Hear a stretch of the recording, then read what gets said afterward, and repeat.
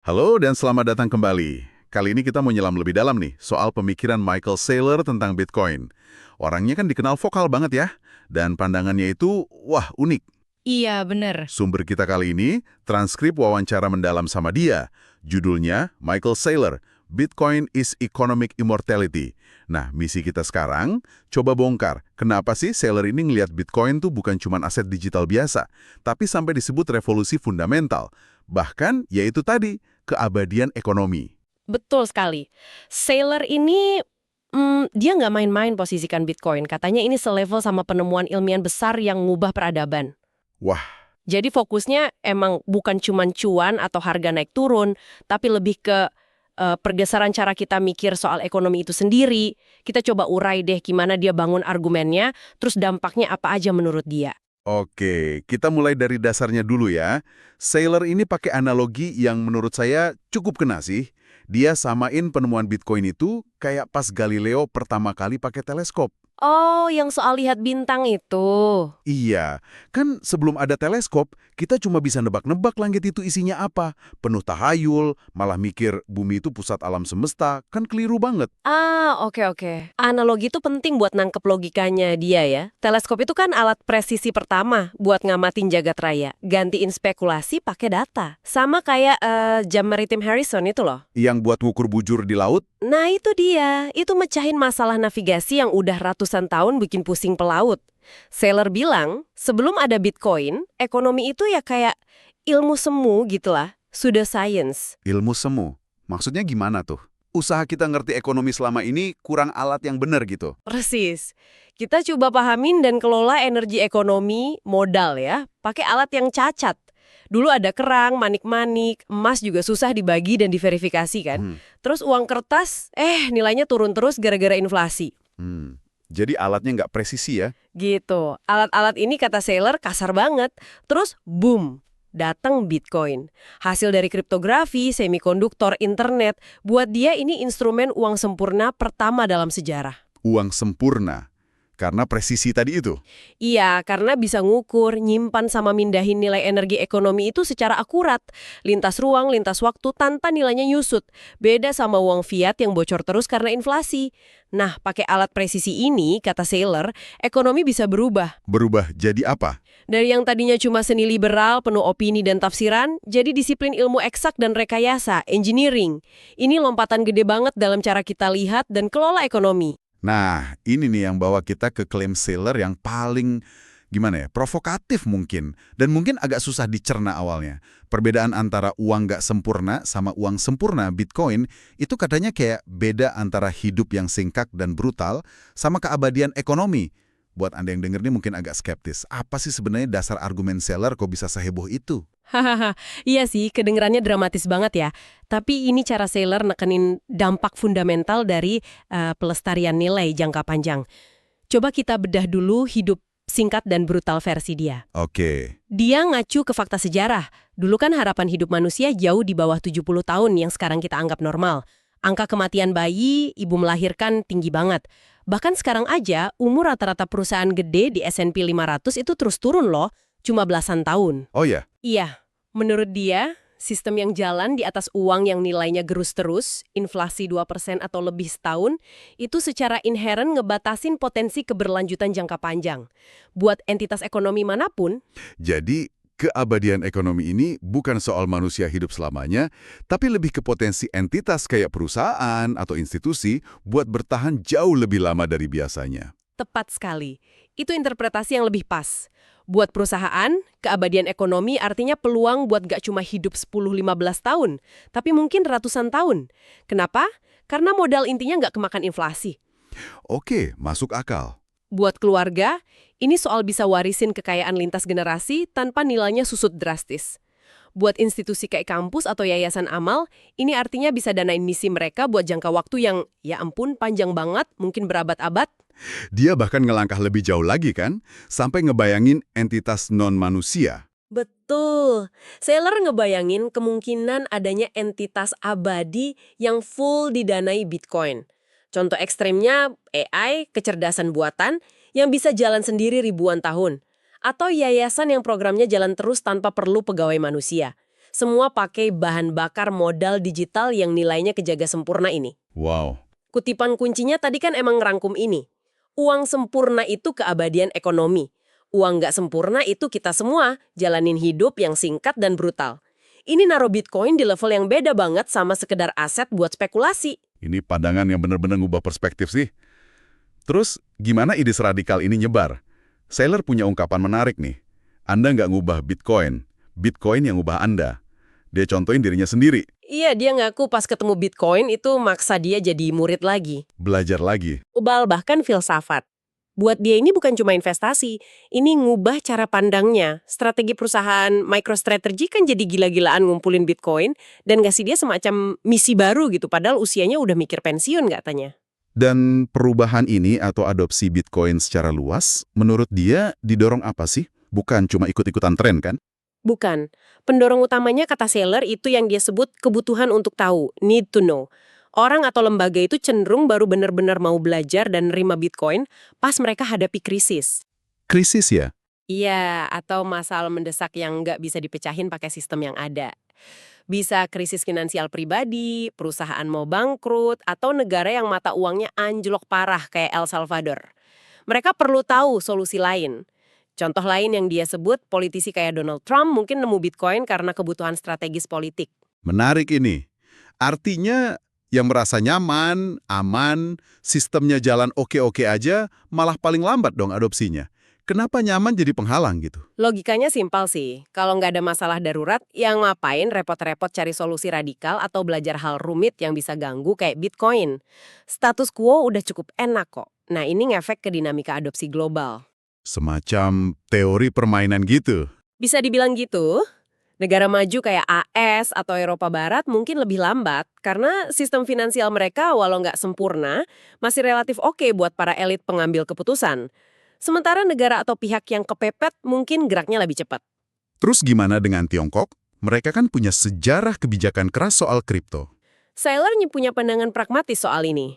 Dia prediksi Tiongkok kemungkinan besar bakal adopsi Bitcoin juga, tapi caranya bakal sangat terkontrol.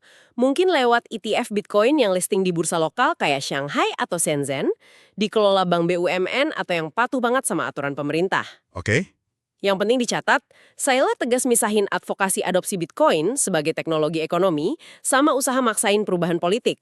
Dia nggak mikir Bitcoin harus jadi alat buat gulingin pemerintah atau hapus kontrol modal Tiongkok. Dia mau miliaran orang di Tiongkok jadi lebih sejahtera, yang mana bagus juga buat ekonomi global, termasuk Anda, meskipun Anda nggak setuju sama politiknya, atau Anda lebih suka mereka tetap susah, yang juga ngefek negatif global, sementara politiknya gitu-gitu aja. Buat dia, fokus ke perbaikan ekonomi via Bitcoin lebih realistis daripada mimpi ngubah rezim negara lain lewat internet. Oke. Setelah paham kenapa Saylor seyakin itu, pertanyaan berikutnya ya gimana caranya ini bisa kejadian secara teknis? Isu klasik nih, skalabilitas. Gimana jaringan Bitcoin yang kadang kerasa lambat dan mahal buat transaksi receh bisa layanin miliaran orang? Saylor optimis, Bitcoin bakal skala lewat berbagai cara, gitu katanya, myriad ways. Bukan cuma satu solusi ajaib. Dia nunjuk ke arsitektur berlapis. Pertama ada lapisan 2, layer 2. Contoh paling top ya Lightning Network. Oh, Lightning ya? Iya, itu dirancang buat transaksi mikro yang cepet banget dan murah pol. Cocok buat bayar kopi atau kebutuhan harian lah. Terus ada lapisan 3, apalagi tuh? Lapisan 3 itu bisa berupa solusi kustodian. Bayangin bank Anda sekarang atau aplikasi kayak GoPay, OVO, Dana gitu, mereka bisa pegang Bitcoin atas nama Anda, terus fasilitasi transaksi instan antar pengguna mereka di luar rantai utama Bitcoin, off-chain. Tapi tetap di backup sama cadangan Bitcoin beneran. Ini kan gampang buat orang awam. Dan lapisan satunya sendiri, jaringan utama Bitcoin, bakal ditinggalin gitu. Wah nggak dong, justru sebaliknya. Saylor bilang nilai transaksi rata-rata di layer 1 itu bakal naik terus, gila-gilaan naiknya. Dari ribuan dolar sekarang jadi puluhan ribu, ratusan ribu, bahkan jutaan dolar per transaksi nanti. Jadi layer 1 buat yang gede-gede ya? Iya, layer 1 bakal jadi lapisan penyelesaian akhir global, kayak BIRTGS-nya seluruh dunia gitu. Dipakai buat transaksi super gede antar institusi raksasa, bank sentral, atau korporasi multinasional. Peran institusi sama teknologi gede kayaknya penting banget ya di visinya Saylor ini. Dia nyebut ETF Bitcoin sebagai salah satu lapisannya juga. Iya, dia lihat ETF Bitcoin yang baru disetujui di AS dan mungkin nyusul di negara lain sebagai bagian penting dari solusi skala. ETF ini kayak jembatan buat modal institusi gede sama investor retail yang mau punya Bitcoin tapi nggak mau ribet nyimpan private key sendiri. Lebih gampang ya. Jelas, mereka nawarin akses gampang, patuh aturan dia, contohin investasi $2 billion dari Millennium Management yang cuma bisa lewat ETF karena aturan internal mereka. Dan yang nggak kalah penting, ETF ini bangun legitimasi sama dukungan politik buat Bitcoin di kalangan penguasa. Tapi kan ada kekhawatiran nih. ETF malah bikin kepemilikan Bitcoin terpusat di beberapa manajer aset raksasa kayak BlackRock atau Fidelity gitu. Gimana Saylor jawab ini? Nah, ini poin menarik. Saylor malah bilang sebaliknya. Dulu sebelum ada ETF spot ini kan, Grayscale Bitcoin Trust GBTC yang dominan banget di AS, itu malah bikin konsentrasi di satu entitas. Dengan adanya belasan ETF baru, kepemilikan institusional ini malah jadi lebih terdesentralisasi di antara banyak pemain gede. Oh, gitu ya? Iya, lagian dia nekenin sekitar 95% untung dari kenaikan harga Bitcoin gara-gara duit masuk ke ETF ini dinikmati sama pemegang Bitcoin lama, holders. Bukan cuma pembeli ETF baru. Jadi ini nguntungin ekosistem secara keseluruhan katanya. Terus gimana sama perusahaan teknologi? Peran mereka apa nih di skenario Saylor? Peran mereka bisa gede banget. Saylor ngebayangin Apple misalnya bisa aja masukin fungsi tanda tangan multisigna. Multisign itu apa sih sederhananya? Iya, apa tuh? Multisig itu singkatan multisignature, gampangnya kayak brankas bank yang butuh 2 kunci beda buat dibuka, misalnya kunci nasabah sama kunci petugas bank.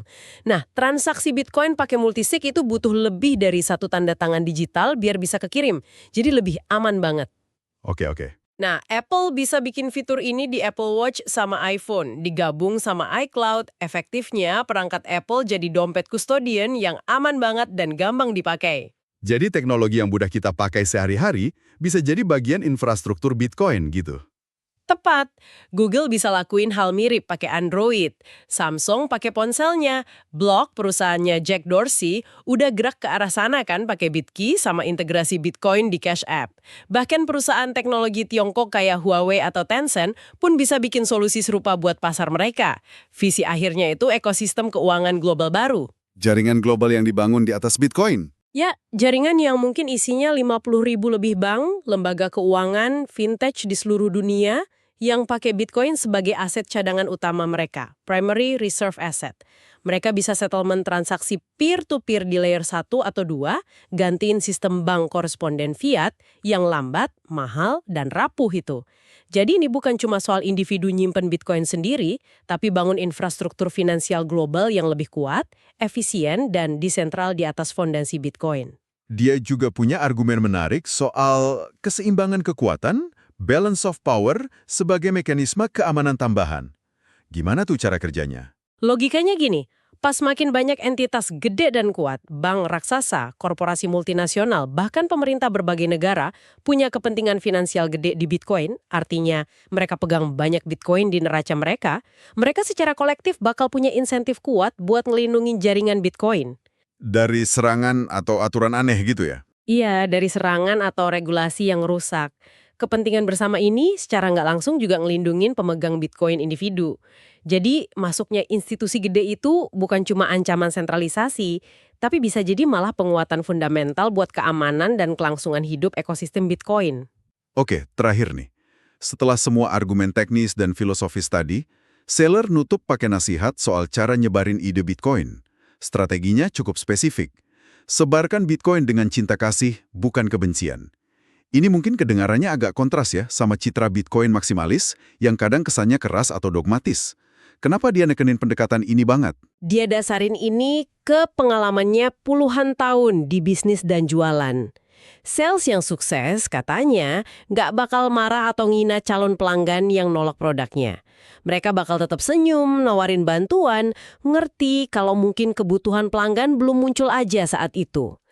Pendekatan yang persisten tapi positif, edukatif, konstruktif, itu yang akhirnya berhasil jangka panjang. Sebaliknya kalau reaksi emosional kayak marah-marah, ngerendahin, lu mah nggak ngerti, atau nyerang yang skeptis, itu malah rugi ya? Rugi banget, kata Sailor.